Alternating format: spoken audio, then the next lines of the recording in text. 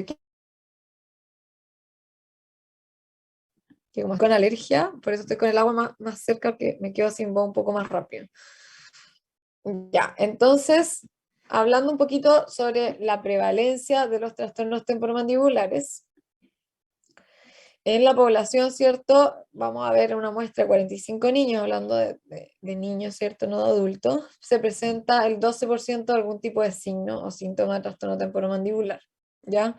Sin haber diferencia entre sexo, y los niños de 6 años evidenciaron mayor sintomatología. En cuanto ya a pacientes, ¿cierto? Adultos, podemos ver que el 87% del grupo estudiado presentó al menos un signo o síntoma de TTM. O sea, es demasiado alta la prevalencia de los trastornos temporomandibulares, pero pasan como subclínicos donde no hay, ¿cierto? No hay un correcto, finalmente, examen clínico que se pueda funcional más que nada para poder, ¿cierto?, ir viendo quién tiene y quién no tiene, y tampoco tenemos el tiempo en APS para poder hacerlo, ¿ya? Las mujeres presentan mayor prevalencia en sintomatología, aumenta con presenta una desviación, y el 57 dolor. Podemos ver también que en otro estudio, el 53,51% de los pacientes presentan al menos un trastorno, las mujeres presentan una mayor prevalencia, ¿ya? Un gran porcentaje es de tipo muscular, también tenemos de tipo articular, que es en menor porcentaje, ¿ya? Y se asocia, como les decía yo, con niveles de depresión moderado o severo, más que depresión específicamente, con algún trastorno psicológico o psiquiátrico.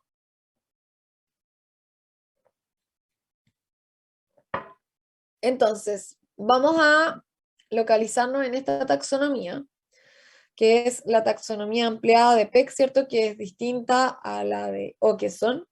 Son similares, están los mismos diagnósticos, pero organizados de una forma diferente. Entonces, en este caso vamos a comenzar hablando sobre dolor desórdenes articulares, ¿ya? Y posteriormente, ya en la tarde, va a pasar a enfermedades articulares, ¿ya? Entonces vamos a partir con dolor articular, y aquí tenemos dos diagnósticos, la artralgia y la artritis. En la taxonomía de Okeson vamos a tener trastornos de los músculos, de la DM, ¿cierto? Y en este caso estaríamos los trastornos inflamatorios, donde está retroisitis, sinovitis capsulitis, osteoartritis, osteoartrosis. Osteoartritis y osteoartrosis la vamos a ver en la taxonomía de Peck como enfermedad articular, aquí osteoartritis y osteoartrosis, más que en dolor, que en este caso vamos a ver los trastornos inflamatorios. Entonces, la artralgia y la artritis, ¿cierto? Es un cuadro agudo, muchas veces, ¿ya? Que es el dolor articular. Artralgia significa dolor articular. Esa palabra artralgia es dolor articular. Y artritis como palabra es inflamación articular. Entonces, una artralgia puede venir, claro, de una enfermedad crónica como aguda. Ahora, a mí me cuesta un poquito esto de que diagnostiquen una artralgia, porque dolor articular es más un síntoma, pero no habla tanto de una etiología y no habla tanto como de un diagnóstico preciso, a mi parecer, ¿ya?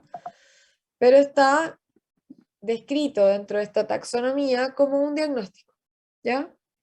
Y este diagnóstico es el dolor de origen articular que se ve aumentado por el movimiento mandibular. O sea, lo que yo les decía, es súper importante al momento de diagnosticar y de hacer la anamnesis, de conversar sobre estas dolencias y hablar si es que este dolor aumenta o no si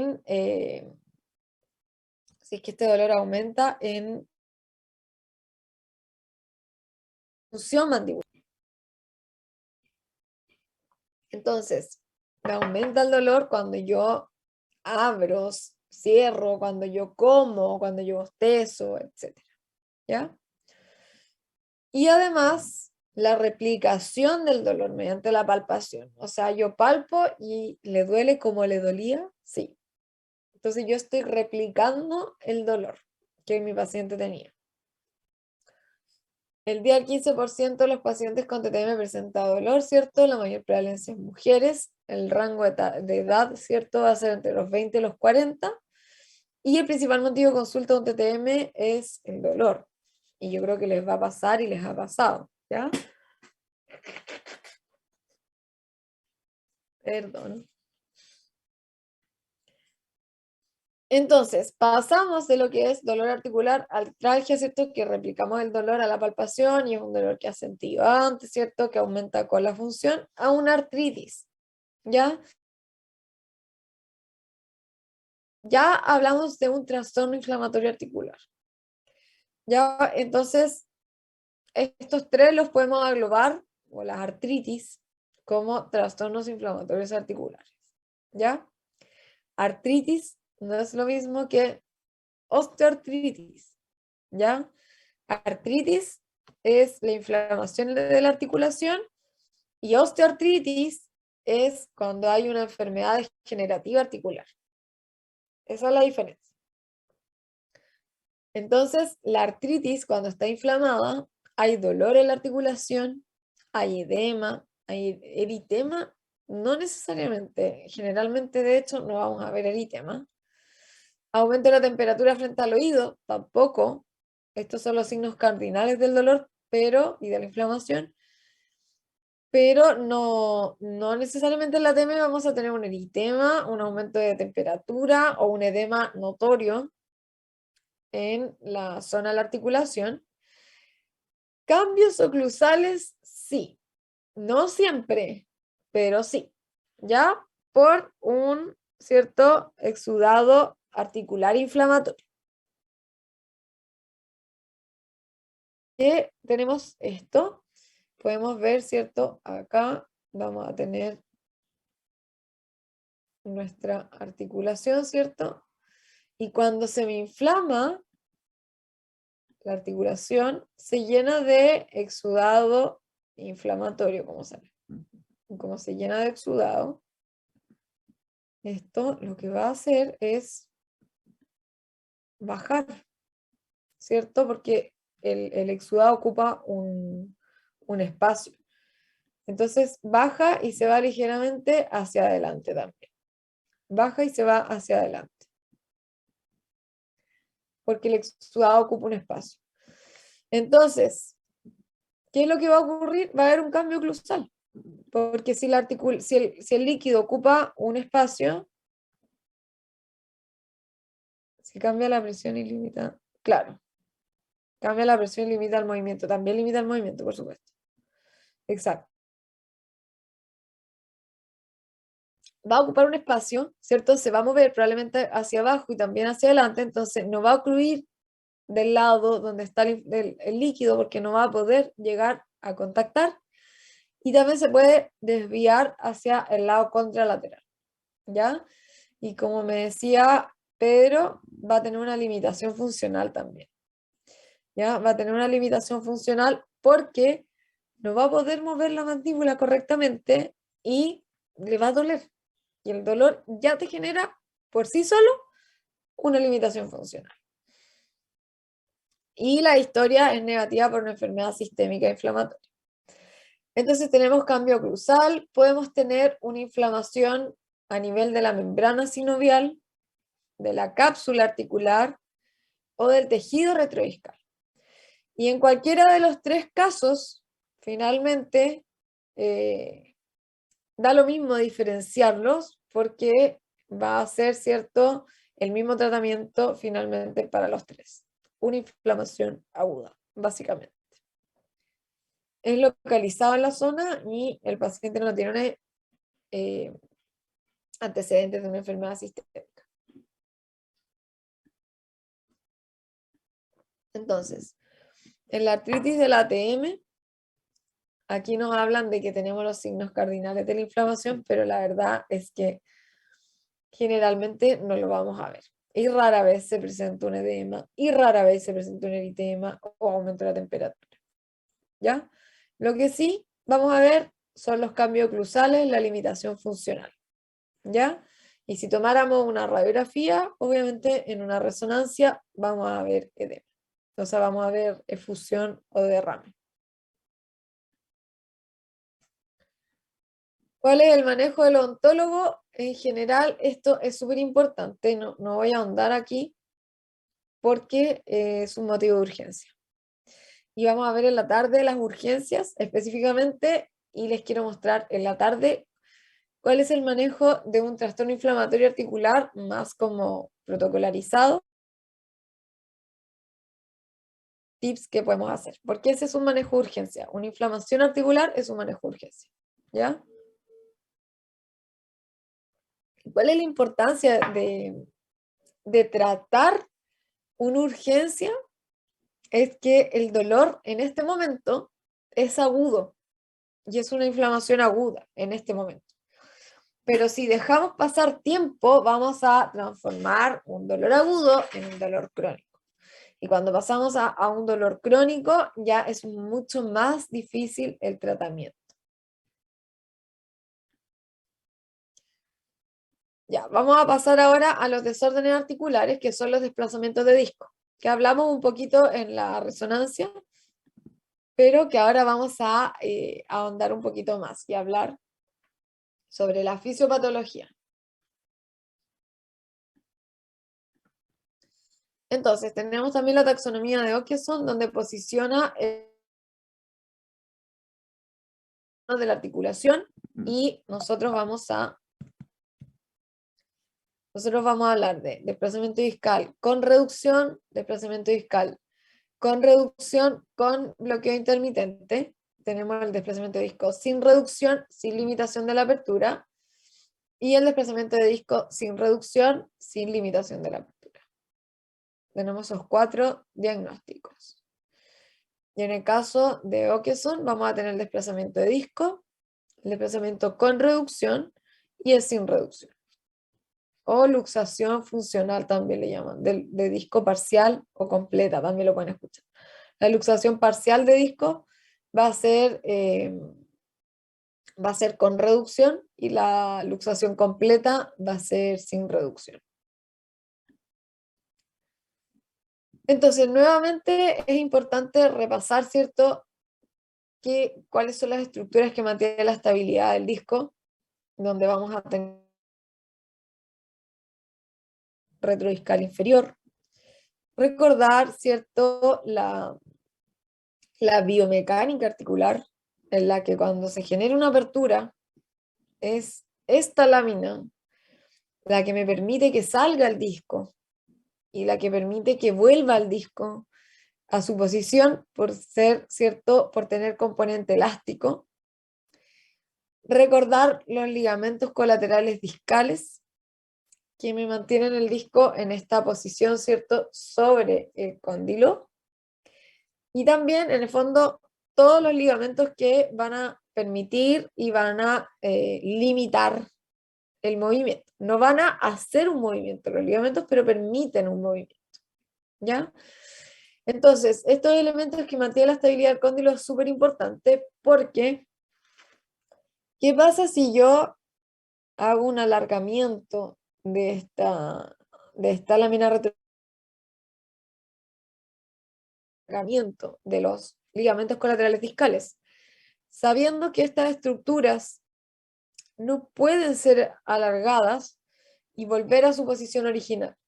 No pueden, ¿ya? Porque histológicamente no se lo permite. Ya no va a volver a recuperar su forma original una vez que se deforma o se alarga. ¿Ya? Si yo deformo el disco también voy a generar una alteración en la biomecánica. ¿Ya? Todos estos cambios morfológicos y cambios en el fondo patológicos van a generar cambios en esta biomecánica articular. Y eso va a traer consecuencias clínicas, obviamente. Aquí tenemos el movimiento del pterigoideo lateral superior, ¿cierto? Que cuando se contrae lleva el cóndilo, ¿cierto? En esta dirección hacia adentro porque está inserto, ¿cierto? Hacia medial, no hacia lateral. Acuérdense que el pterigoideo lateral superior no se contrae en apertura y cierre, sino que en el fondo a lo que voy yo que se contrae a nivel de que lleva el disco dentario y cuando uno, como les decía yo, muerde una piedra, como que se estabiliza el sistema y ahí pum, se contrae. Y aquí también tenemos, ¿cierto? Una imagen de una situación normal en A, donde tenemos un esquema que el disco se posiciona sobre el cóndilo, la porción intermedia está en la zona articular, y ya cuando pasamos a una situación patológica donde tenemos un desplazamiento del disco hacia anterior, vemos que ya la zona articular se cambia más hacia atrás y que el borde, ¿cierto? Posterior, la banda posterior del disco, se adelgaza y se deforma, ¿ya? Y fíjense aquí cómo están los tejidos retrodiscales, que en el fondo es como que yo los agarrara y los estirara hacia adelante. Se ven como estirados, ¿cierto? La lámina retrodiscal superior igual, ¿cierto? Va a estar, pero va a tener un aumento de la tensión y fíjense el ligamento retrodiscal inferior. En este corte cadavérico también podemos ver, ¿cierto?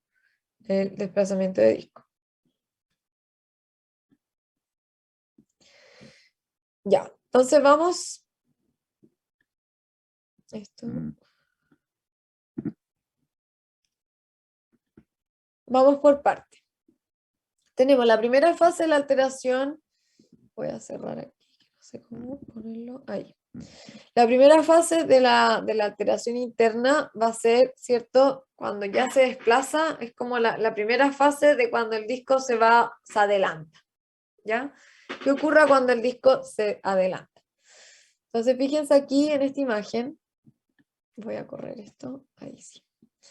Fíjense aquí en esta imagen que ya el disco no está en su posición original, sino que ya está adelantado. El disco ya está adelantado en esta imagen. El borde posterior ya está más delgado.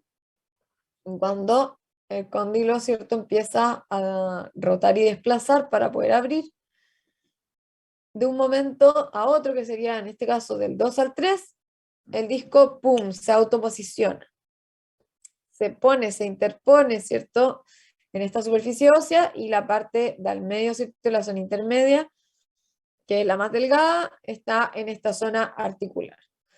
Y del 2 al 3 suena un tac, pum, un clic, tic, ¿ya? Y ese clic es el primer, ¿cierto?, clic que vamos a tener en apertura en este caso. Ahora, ojo, me olvidé decirle en el examen funcional que un ruido articular se puede dar en cualquier movimiento. En protrusiva, en lateralidades.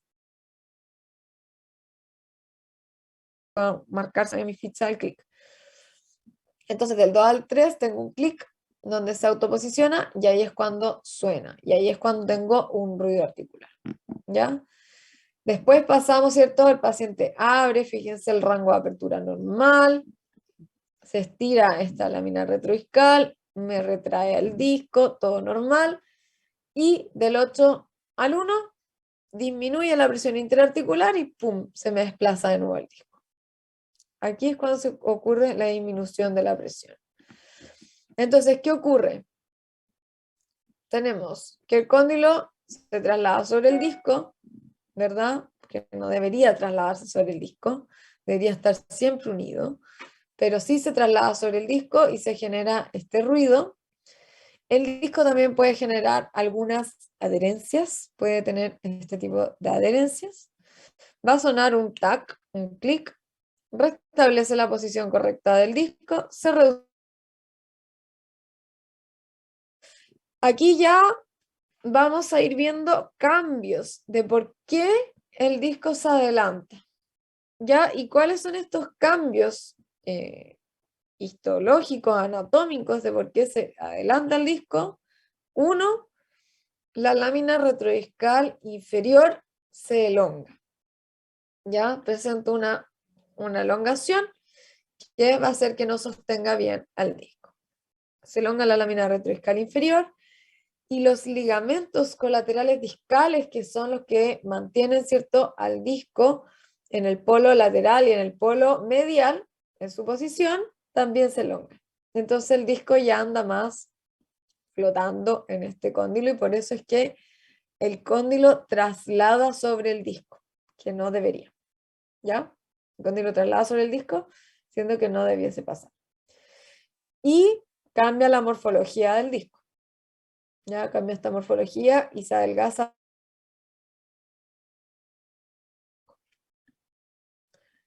Si avanzamos de fase, vamos a tener, ¿cierto?, que el disco se posiciona en una posición más adelantada. Vamos a tener un clic y cuando pasamos de la última, que es cercana a la oclusión, del 8 al 1, vamos a tener un segundo clic. O sea, cuando baja la presión interarticular y el disco vuelve a adelantarse, puede volver a sonar, ¿ya? Y esto es cuando ya se adelanta un poco más y ya sufren cambios mayores, ¿ya? Entonces tenemos un mayor alargamiento de los ligamentos colaterales discales, un mayor elongamiento de la lámina retrodiscal, ahí dice superior, pero es inferior, un adelgazamiento mayor, ¿cierto?, de el disco en su banda posterior, ¿ya? Y además el cóndilo se sitúa más hacia atrás y por eso es que van disminuyendo también estos espacios interarticulares. Se vuelve más crónico en el fondo. Todo esto sigue siendo un desplazamiento de disco con reducción. El hecho de que sea con reducción se autoposiciona, ¿ya? Y tenemos aquí un segundo clic. Entonces, acá tenemos un clic simple, que es un clic, y acá tenemos un clic recíproco, que es 1, 2. Apertura, cierre, segundo. Y el segundo clic es cercano a la oclusión, como les decía yo. Esto obviamente no siempre se da de la misma forma, ni con la misma fisiopatología, pero esquemáticamente es como para entender un poquito los cambios patológicos.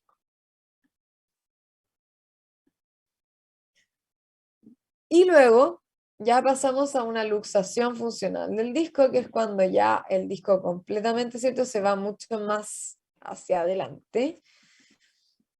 Fíjense acá en el esquema, fíjense cómo los tejidos retrodiscales ya ocupan un espacio del disco, y acá cómo se ve el disco, ¿cierto?, completamente adelantado y disminuido completamente también este espacio retrodiscal.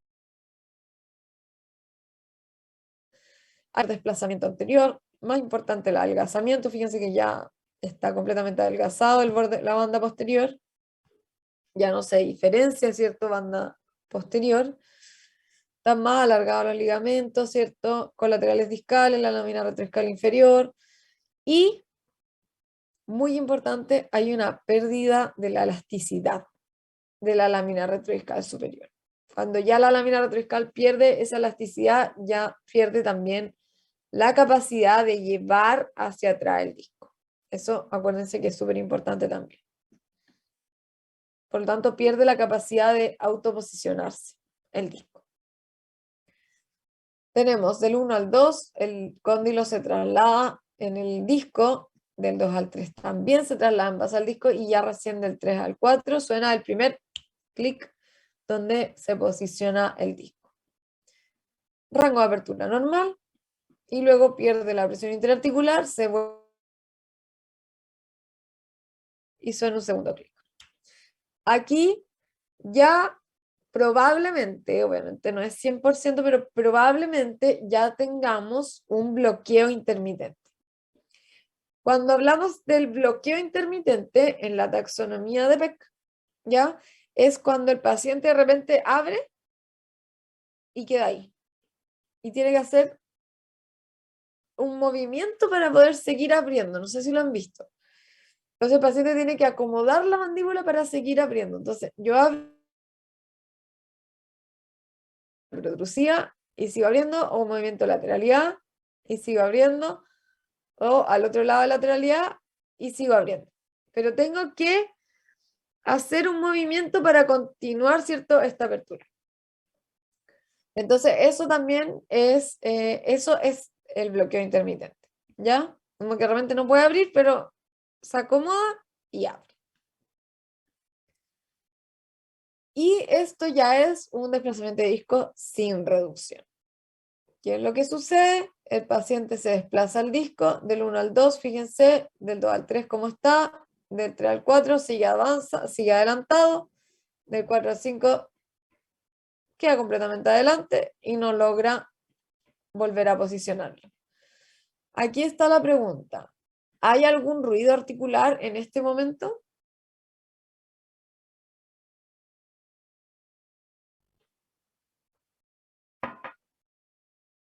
No, ¿verdad? Mauricio me dice no. ¿Qué dice el resto?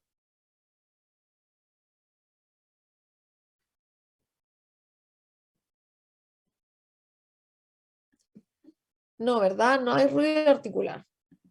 No hay ruido articular. ¿Por qué? Porque el ruido articular es cuando, no, ahí me dice Camila, es cuando se interpone el disco. Si el disco no se interpone, no tenemos ruido. El disco no se mueve, exacto. El disco queda adelante, queda colapsado hacia adelante. Queda como achurrascado adelante y deforme. Entonces no hay ruido articular. A este nivel no hay ruido. Fíjense que aquí los tejidos retrodiscales parecen disco. Miren cómo están. El problema de esto es que el tejido retrodiscal no tiene la histología ni similar a la que tiene el disco. Por lo tanto, empieza a ocupar, ¿cierto? Empieza a ocupar esta función y este espacio del disco de los tejidos retrodiscales, siendo que ni se parecen. Entonces, igual es un problema.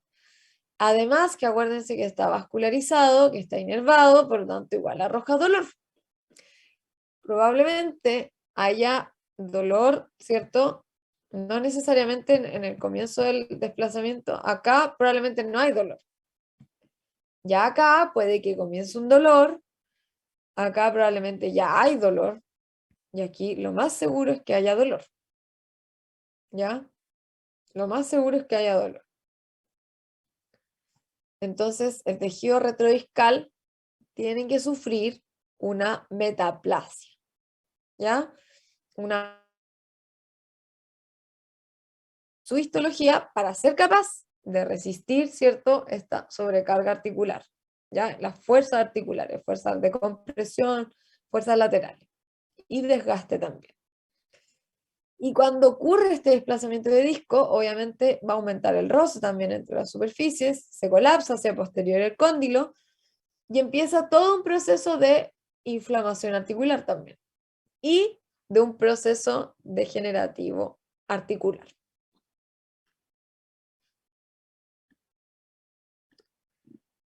Entonces, los desórdenes discales son las patologías más prevalentes.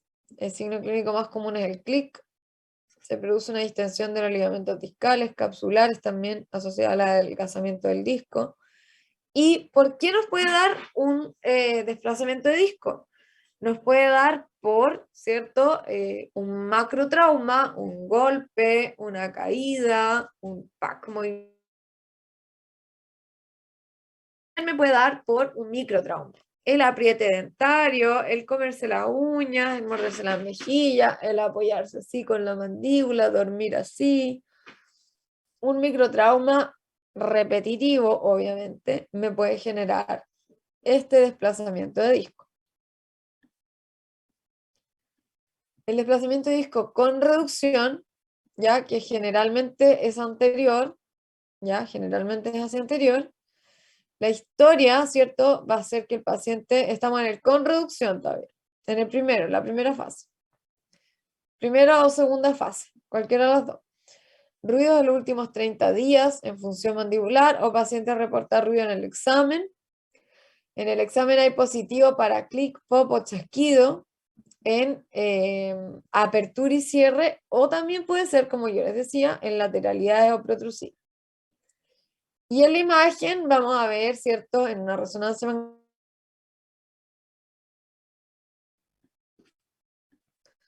Después, cuando hay un desplazamiento de disco con reducción, con bloqueo intermitente, vamos a tener, ¿cierto? Esto mismo, en la historia del ruido articular, pero además el paciente me va a relatar que se bloquea intermitentemente. En el examen lo mismo y en la imagen lo mismo. En el desplazamiento de disco sin reducción con limitación de la apertura, ¿qué es lo que ocurre? Como yo tengo este cuadro clínico, el disco ocupa físicamente un espacio hacia adelante. El disco está, por así decirlo, achurrascado adelante. Entonces, físicamente no me deja abrir, porque yo lo empujo y no abre. Por lo tanto, me genera una limitación de la apertura, porque yo no voy a poder abrir. Por lo tanto, si yo no puedo,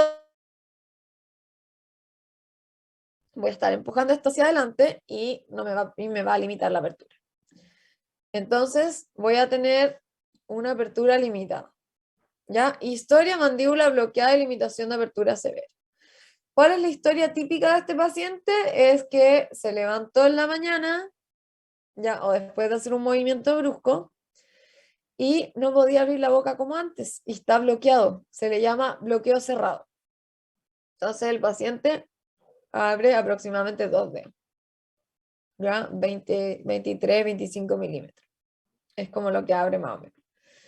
Y no puede abrir más, y probablemente, como tiene, por ejemplo, ya, supongamos que el desplazamiento disco sin reducción fue la TM derecha, probablemente abría y se desviaba al lado afectado. ¿Por qué? Porque esta predomina, perdón, la rotación, y en este predomina la rotación, pero sigue trasladando y este no. Entonces, si nos ponemos las manos acá y hacemos, por ejemplo, la lateralidad derecha, vemos que en la lateralidad derecha este traslada y este no, este rota. Entonces, como este sigue trasladando, se desvía hacia el lado afectado, ¿ya? Y la apertura máxima, acá dice que es menor a 30 milímetros, pero en realidad es menor a 40 milímetros, porque 40 milímetros es como un estándar de que cuando hay menor a 40 milímetros, hay limitación de la apertura. Y en la imagen vamos a ver, ¿cierto? Bueno, y aquí uno le puede decir al paciente, ¿estás seguro que en algún momento, ¿cierto? Te sonaba la mandíbula o se te trababa, pero lograbas abrir y ahora no puedes. Y en la imagen, ¿cierto? En mic y en máxima apertura, la zona intermedia del disco se ubica en la cabeza anterior del cóndilo, que es lo que habíamos visto. ¿Y qué ocurre? Posterior a esto, va a pasar a un desplazamiento de disco sin reducción, pero sin limitación de la apertura.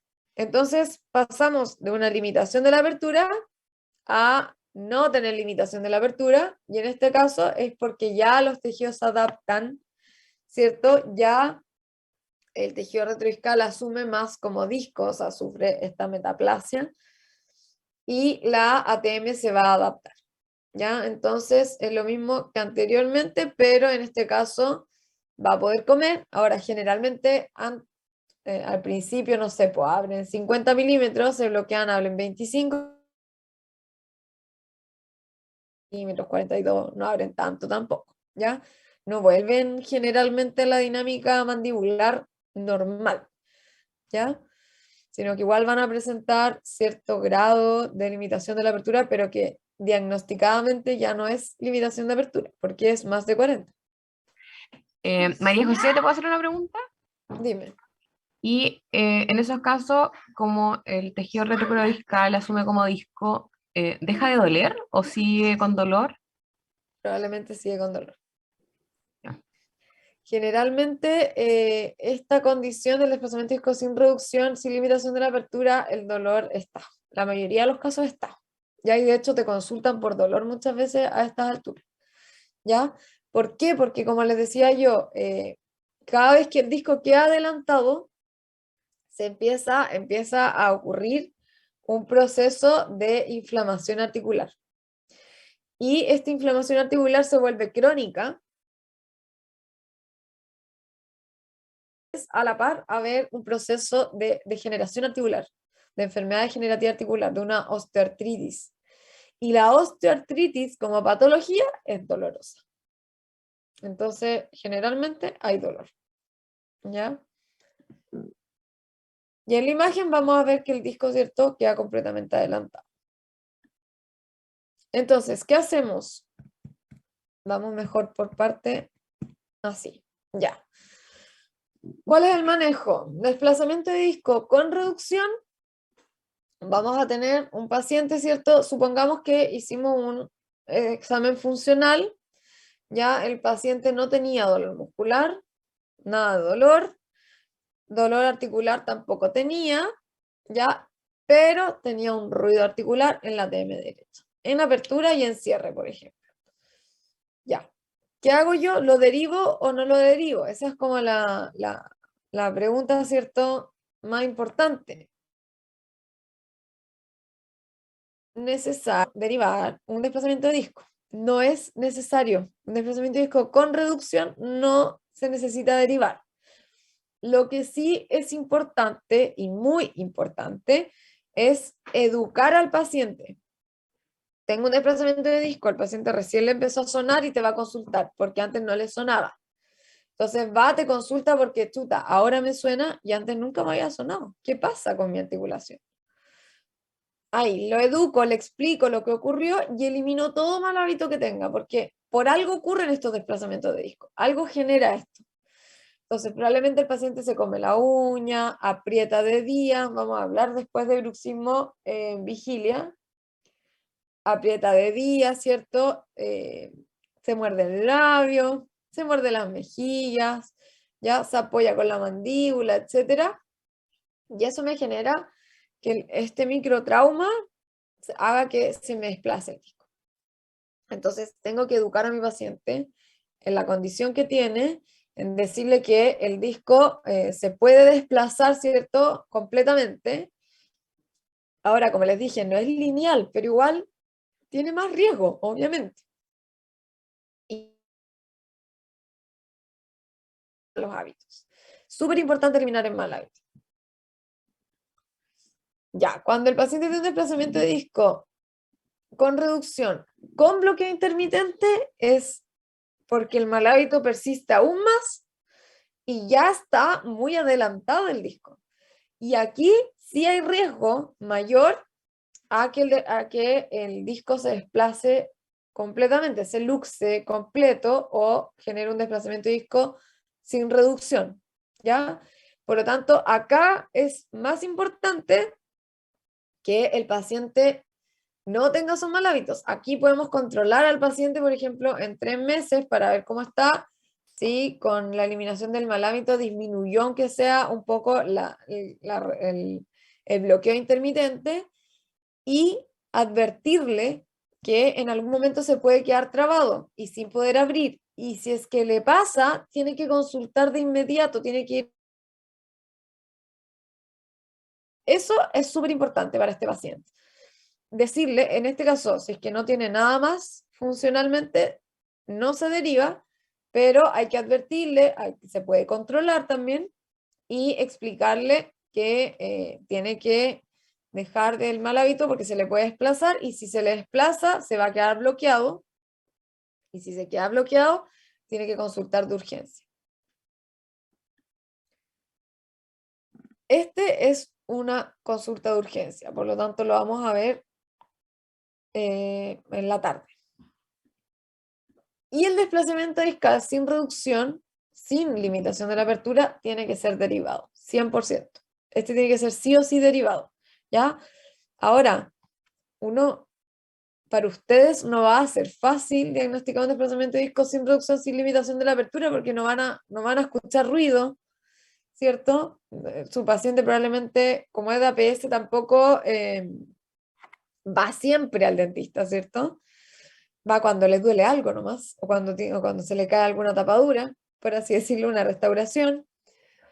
Y en este caso, ¿cierto? Es muy difícil diagnosticarlo. Si logran diagnosticarlo por la historia del paciente o por el dolor, ¿cierto? Le duele y el paciente te dice, pucha, a mí antes me sonaba, ahora no me suena.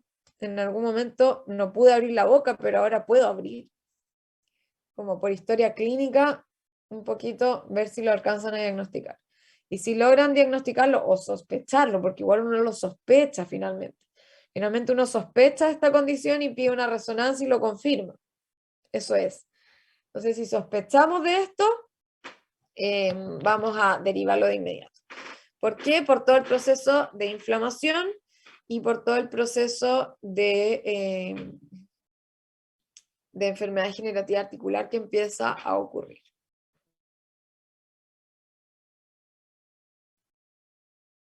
Ya. Eso, y vamos a ver un poquito, ¿cierto? Más rapidito para no trabarnos. Ahora, quería saber antes de seguir si es que todos entendieron esto de los desplazamientos de disco, que es súper importante. Y es difícil igual, no es tan fácil. Yo creo que todo en la cruz le hacíamos todo en pregrado le hacíamos la cruz a esto. Ya, parece que vamos bien. No hay dudas. Entonces, vamos a pasar a los trastornos de hipomovilidad, donde el disco no solo se puede desplazar, sino que podemos tener adherencias, ¿ya? Fíjense aquí, el disco está adherido, pegado, ¿ya? Está adherido, pero temporalmente. Uno cuando abre, logra abrir y suena un clic. Ahora, esta clínica es diferente a la clínica del desplazamiento de disco. ¿Por qué? Porque en este caso, y les va a pasar harto, que es un paciente que uno o mantiene cerrada la mandíbula por harto rato porque, no sé, pues se mete al computador y intenta abrir, no puede, y cuando abre, tac, le suena. Pero es una vez, no es todo el día que está abriendo y cerrando y le suena, sino que intenta abrir, no puede, fuerza un poco más y suena. Eso es una adherencia. Ya como que la articulación se pega. ¿Y por qué se pega? Porque disminuye el líquido sinovial. ¿Se acuerdan que yo les decía que tenía una lubricación, ¿cierto? Que podía ser límite o exudativa.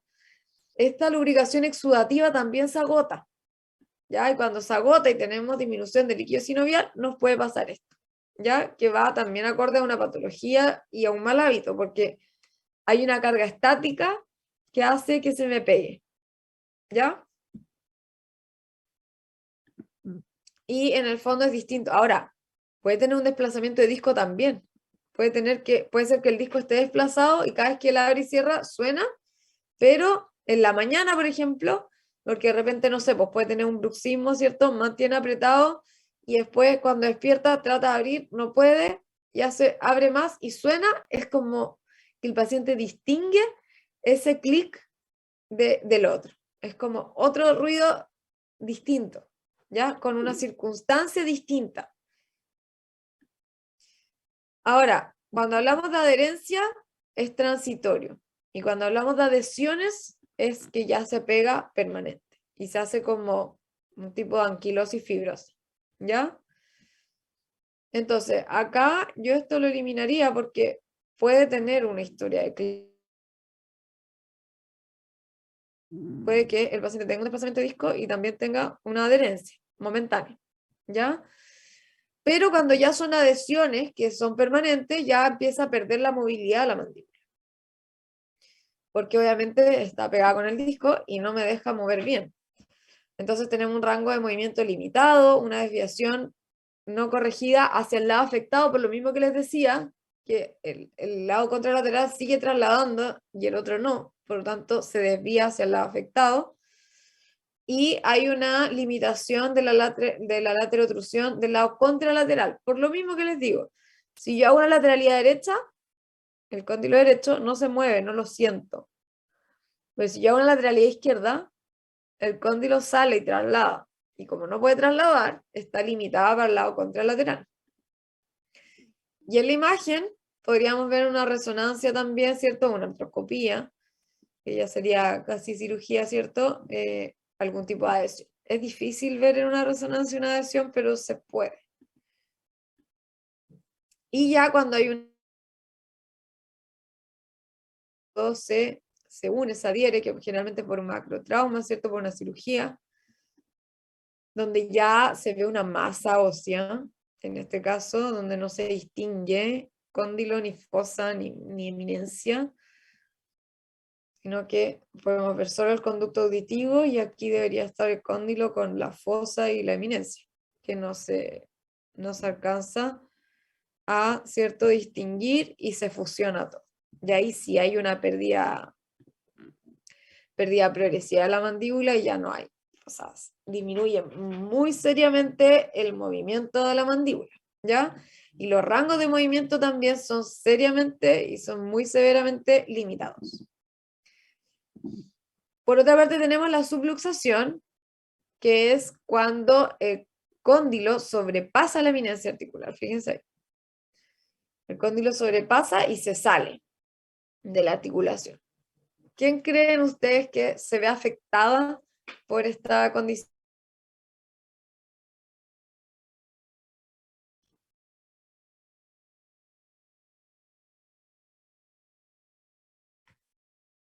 ¿Qué creen ustedes?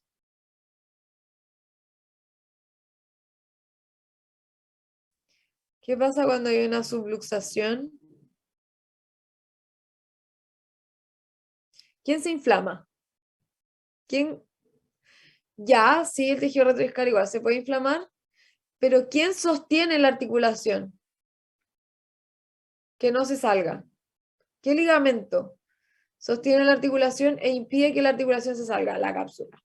Súper bien, Mauricio. Sí, la cápsula.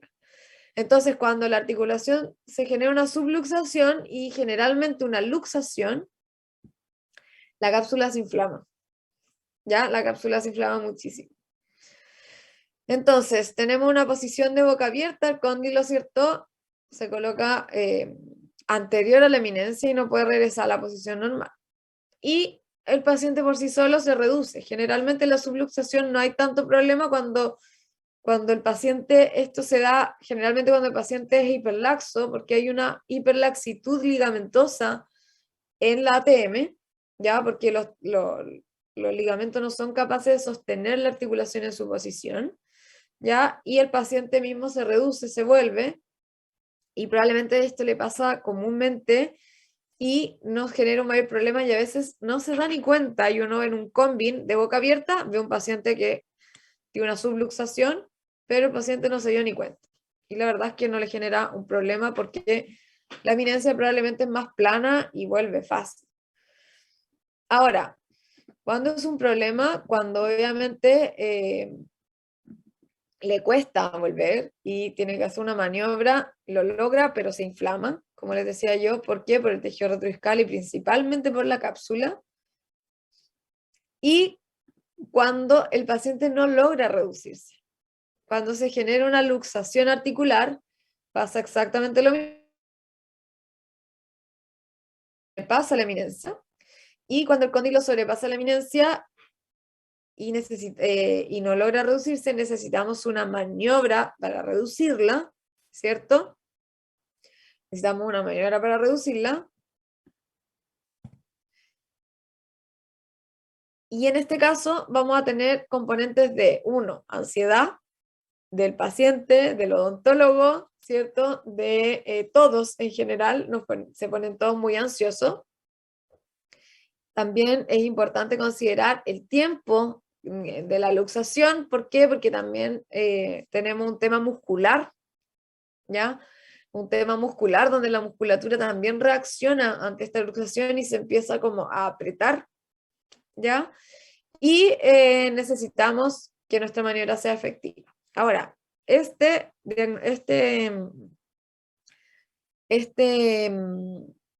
diagnóstico es también un manejo de urgencia. Pero antes de terminar, les quiero decir el manejo de herencias. En el caso de que mi paciente tenga una adherencia que sea transitoria como esta, que por ejemplo despierta y le pasa esto, podemos probar todo el mal hábito. Dos, evaluar si tiene un bruxismo de sueño, ¿ya? Y poder controlarlo con algún tipo de higiene de sueño o con evaluando si tiene alguna patología de base. Ahí lo vamos a ver en el de bruxismo. Y tres, ¿cierto? Algún ejercicio. Un ejercicio que nos puede servir como para estimular la lubricación es poner la punta de la lengua en el paladar y abrir y cerrar. ¿Ya? Porque como les decía, también hay una lubricación límite y esto como tampoco voy a trasladar completamente, voy a estimular que se genere lubricación por este movimiento como predominante de rotación. Entonces pongo la lengua en el paladar y abro y cierro. ¿Ya? Y eso estimula un poco la lubricación. Eso me podría ayudar con este paciente que tiene esto antes de derivarlo y en caso de que continúe y se genere como un problema, vamos a derivarlo ya para que mejore esa lubricación articular y podamos administrarle algún tipo de ácido hialurónico, lo que sea necesario, o eliminar esa adherencia. ¿Ya? Así es que con eso termino la mañana. Espero que les haya servido y que haya sido un aporte también para su práctica clínica.